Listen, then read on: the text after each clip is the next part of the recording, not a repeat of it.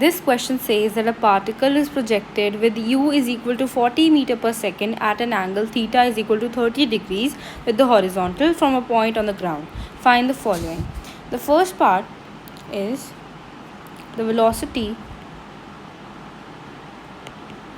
at t is equal to 1 second.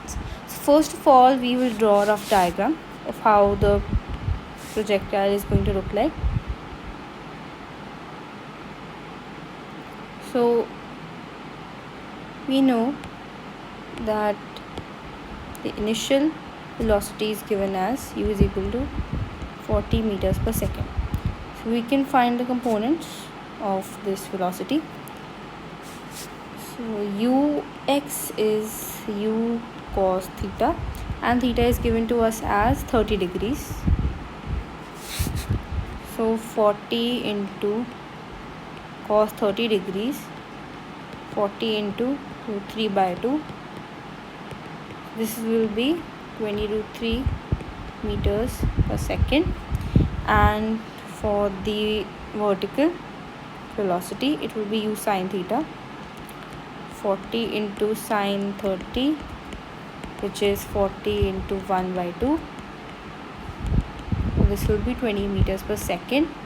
So we have found the components of the initial velocity, and we have to find the velocity at t is equal to 1 second. So for that, it has to be somewhere around here. So this means that it's going to have the effect of gravity as well, especially on this axis, the y-axis. So for Vy, it will be u sine theta minus gt, from, as we know that v is equal to u minus gt. So this will be, even though the u sine theta is 20, minus 10 into 1. So this will be 20 minus 10 is equal to 10 j cap.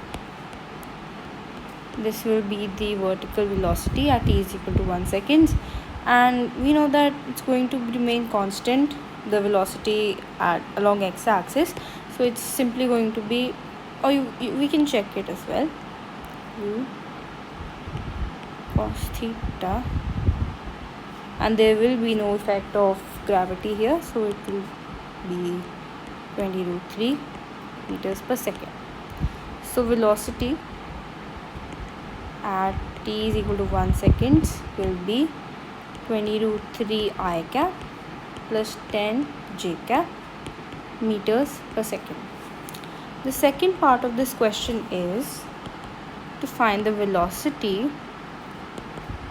of the particle at the highest point.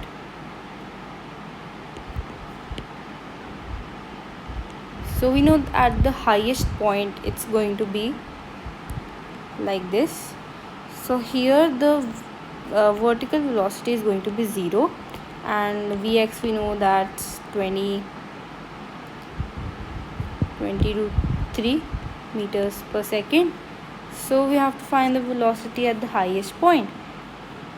This is the answer, because it's going to remain constant. The third part,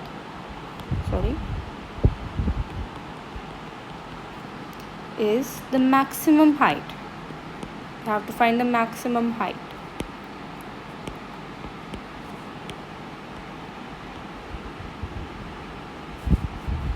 This part.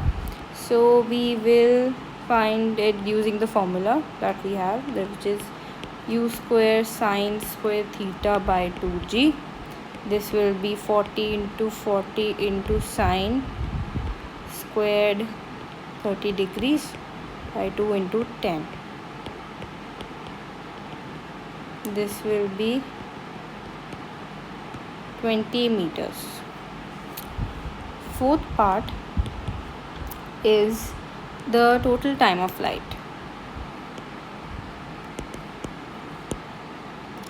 The formula for this is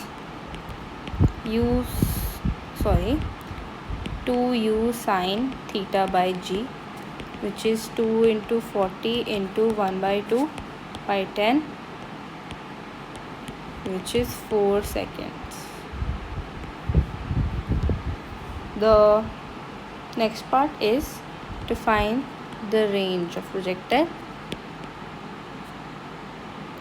which is u square sine 2 theta by g, which is 40 into 40 into sine 60 divided by 10. This will be 1600 divided by 10 into root 3 by 2. This will be 80 root 3 meters. And lastly, the change in velocities between the point of projection and the point of impact. Assuming that the both points are on the ground and g is 10 meters per second as we have been taking it. So first of all, we'll find the initial velocity. We know that the initial velocity is u, which is 20 root 3 I cap plus 20 j cap. You know that. But for the final velocity, the y component is downward, so we have to put a negative sign over here. So v will be u cos theta minus u sin theta. So it will be 20 root 3 minus 20, obviously I cap j cap. And now we have to find the change in velocities. So we'll simply subtract the final velocity minus the initial velocity. This will be 20 root 3 I cap minus 20 j cap minus 20 root 3 I cap plus 20 j cap.